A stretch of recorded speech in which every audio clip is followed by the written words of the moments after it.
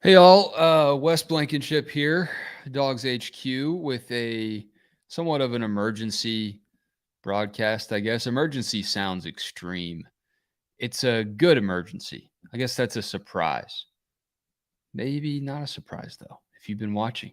Stetson F. Bennett, the fourth, is a Heisman Trophy finalist. Now, the last person to win the Heisman Trophy for the Dogs was Herschel Walker, and that was in 1982. So that whole 40-year deal coming up again for the Dogs as we look back and see Georgia ended its 40-plus year drought of a national championship when it beat Bama in Indianapolis last season, and the quarterback then was Stetson Bennett. Now, last year, Stet was not in any kind of position to be a Heisman Trophy candidate, not a Heisman Trophy finalist. But this year, people wondered throughout the season. He was in the odds makers list around the top 10 mark going into the season. I actually had some friends that made a bet. A couple of my buddies wagered on whether or not Stetson could win the Heisman Trophy. One of them said no way. The other one felt pretty good about it. And the wager is the loser will have to wear a Stetson Bennett jersey for every Georgia game, no matter where he happens to be, for the next 5 years, ending with the 2028 season. So I can't wait to see that get paid off if that is indeed the case. But here we are. This is the Stetson Bennett Heisman finalist show, and his competition, Ohio State quarterback C.J. Stroud, USC quarterback Caleb Williams, and TCU quarterback Max Duggan. Two of those guys have cried this season. Stetson cried last season. I haven't seen C.J. Stroud cry. So maybe that is the separator there for Stroud. If you haven't cried, you're more likely to win the Heisman Trophy. Anthony Ballard is happy for Stetson. I'm happy for him too. Uncle Glenn Hartley with the Stet the Jet airplane emoji, tomahawk dog, happy for Stetson. He earned it.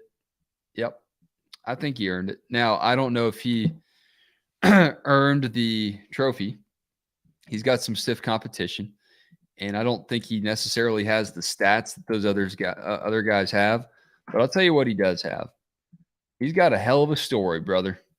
He's got a hell of a story, and we all know it's already going to be made into a movie at some point. You can debate who's going to play him. Maybe it's Wayne Knight Newman, the mailman, a Georgia student at one time from Cartersville. You know, he knows a thing or two about being a mailman from Georgia. I spoke with Andy Staples a couple weeks ago, and he said that maybe Rudy himself would reprise the role, Sean Astin, and just continue that typecast role of being the walk-on that everyone underestimates. The difference, of course, being that Stetson's actually good at football. I don't know.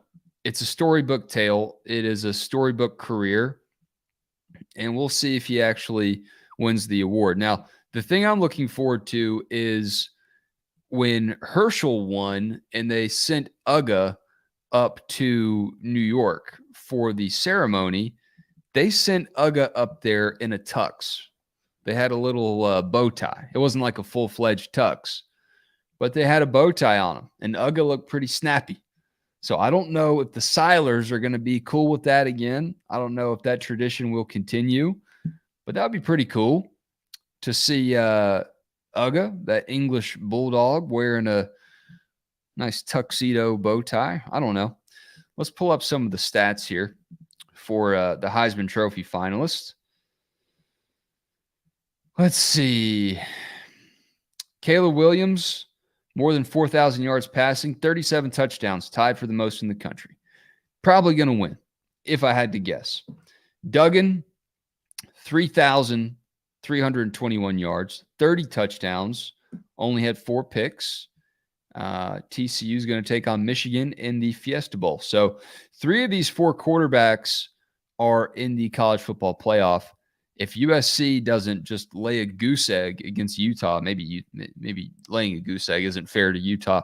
Utah just smacked them twice this year. If USC makes it into the playoff, you got 4 quarterbacks that are in the semifinal. I don't think that's ever happened. I had to go back and look at that. When you talk about quarterbacks in the semifinal that are Heisman Trophy candidates. Stroud was a finalist last season. He finished 4th in the vote. Stroud's at 33-40 on the yardage tally, 37 touchdowns, tied with Williams. So maybe the differentiator between Williams and Stroud is the yardage. Maybe it's the turnaround in USC's season. You see USC what it was before Williams shows up. You see what USC is after he is on the scene, and maybe you say, hey, that team is not that team without Caleb Williams. And that's the traditional interpretation of what the Heisman Trophy Award is. The best team in the country that has the best player that could not be that best team, the caliber that it is, without said player. So when I look at those qualifications, throw all the stats out the window right now. Does Stetson Bennett not fit that mold? And you can say, well, Wes, he doesn't have those stats. He only has 20 touchdowns. He has 3,425 yards. Sure, but how many of those are just throws that went to Brock Bowers, and Brock Bowers toted Stetson Bennett's mail down the field? And that's fair. But let's talk about what Stetson Bennett does before the snap. My buddy DJ Shockley, former podcast co-host back during the pandemic days, we had a podcast for Georgia called Shock and Ship. I got to know Shock pretty well virtually during that time. I've seen him at some Dogs games since then. Saw him at the national championship parade. So we're good. Shock and Ship, still bros. Okay. I talked to him earlier this season about what Stetson does before the snap. And we can't really explain it all. We can't go into the intricacies of it. I can't. It's not that I don't have time. I don't have time to even understand it, let alone explain it to you. But Shock said, Wes, just trust me. The stuff that guy does, he diagnoses these defenses. He sees what they think they can make Georgia do. And Stetson says, okay, I'm going to play chess right here. And this is all during the play clock before letting it expire and hit double zeros. Stetson's getting the Dogs in these plays. Todd Monken's designing them. He's drawing them up. He's got his suggestions. He's got the things that he thinks Georgia should do. But ultimately, most of the time, I'm sure there are exceptions, Stetson Bennett is at the helm. He's driving this mail truck. He's more than just the mailman. He is the postmaster. And that's what he's doing for Georgia's offense this season. It's way more than last year. He might not have the numbers from last season, but this is his show. He's comfortable. He's confident. He knows where everyone's supposed to be.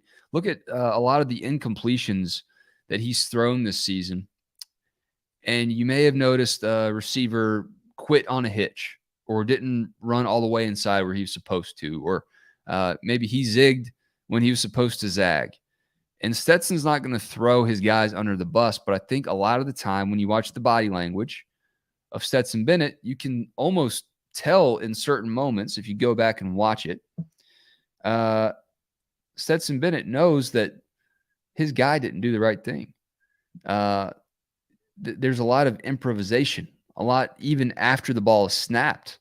There's freedom in Georgia's offense for the receivers to almost play street ball and get open however they need to. And a lot of times you can't read each other's minds. That would be against the rules if they could enforce that, if that was allowed. Telepathy is not protected by the NCAA bylaws, but Stetson Bennett's pretty close to it. And I think there are a lot of times this season where Stetson's gotten the Dogs into situations where his team can be a little bit loosey-goosey and still make things work. Johnny Manziel was at the SEC championship on Saturday. He flipped the coin. And when you watch Stetson Bennett take command of the Georgia offense against LSU's defense, not the best defense they'll face. If they face Michigan, Michigan's defense is better. Ohio State's defense is better too. Now, we can get into that discussion as well, and we will on the Georgia show when Jake Rowe and Palmer Toms join me again next time. Some of those defensive metrics are a little inflated. And yeah, this is my SEC bias talking. I'm not afraid to admit that. Georgia's playing some real SEC defenses, okay? And you see what Stetson Bennett did to this LSU defense that beat Bama. Knocked Bama out of the playoffs. Kept them out of it. Yeah, they lost to A&M. They took their lumps against FSU and against Tennessee. Up and down season for the Bayou Bengals. But they got talent. They got dudes. They were a little confused. They were a little lost. They had some bad technique. So they helped Stetson out in moments. But he was dishing it. And he was slinging it. And he was in a rhythm that I haven't seen that guy play in. He feels very at home at Mercedes-Benz Stadium. So go back and watch that game.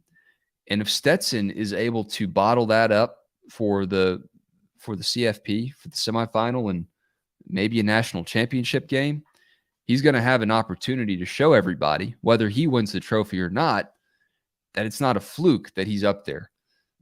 Edward here with the point, maybe worth considering. Voters should not have voted until after championship weekend. Stetson deserves more votes than he ultimately will receive. Proud of number 13. He deserves the recognition regardless of if he wins or not. They had until 5 p.m. today to get their votes in. I think that many of the voters probably did the responsible thing and waited until after that. I don't know how that works. I'm not a voter.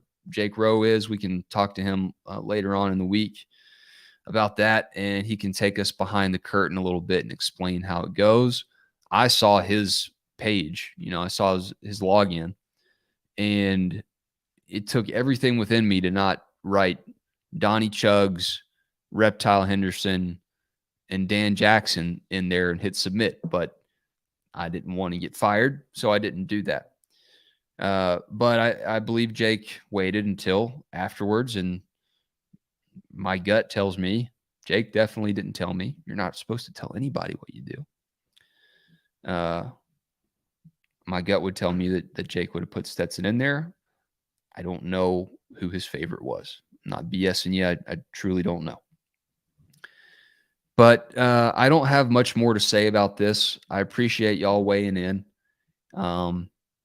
People keep underestimating Stetson Bennett at their own peril. And here's the last thing I'll say about the mailman. I've doubted him. People have doubted him. Didn't think he could get things done. Didn't think he could play at Georgia. Didn't think he could start at Georgia. Didn't think he could win a college football playoff semifinal game at Georgia. He won the offensive MVP in that game. Didn't think he could win a national championship at Georgia. Had a tough game. Had a rough game. But he battled through. In that game, he made the plays he needed to. Throw to A.D. Mitchell comes to mind. Throw to George Pickens comes to mind. Getting Georgia in the play to throw to Brock Bowers sealed the deal. That comes to mind. I'm done underestimating Stetson Bennett. I don't know what the voters did. I don't know. Can't speak for them. I'm not sure if they voted for the mailman or not. But I will say, don't be surprised if he wins it. Because at this point, we're all just setting ourselves up for embarrassment if we continue to underestimate Stetson football Bennett. Appreciate y'all tuning in. Y'all are some damn good dogs in your own rights. This is going to be fun. It's transfer portal season. It's commitment season. By the way, Dogs just picked up a commit tonight. Head on over to DawgsHQ.com to read about that. A little bit of a surprise, a little bit of a flip. An offensive lineman out of Brunswick committed to the Dogs. So you can read more about what Georgia got out of Jamal Merriweather. He's got serious upside if you want to watch his huddle film. This Jake Rowe has a story up. And we got some more previews of a potential commitment. Jaden Perlote, I believe is how you say his name, 2025 linebacker out of Beaufort. So a lot popping off this week. Just because the Dogs aren't playing doesn't mean that we don't have a lot coming down the pipes at DawgsHQ.com. Hit subscribe on this YouTube channel, and we invite you to check out the $10 deal at DawgsHQ.com for premium access to our message board. Great community we're growing over there, and premium recruiting stories, team news about injuries, the transfer portal, names that we're hearing that Georgia's going after, names that might be heading out the door. We got it all over at DawgsHQ.com. Appreciate y'all.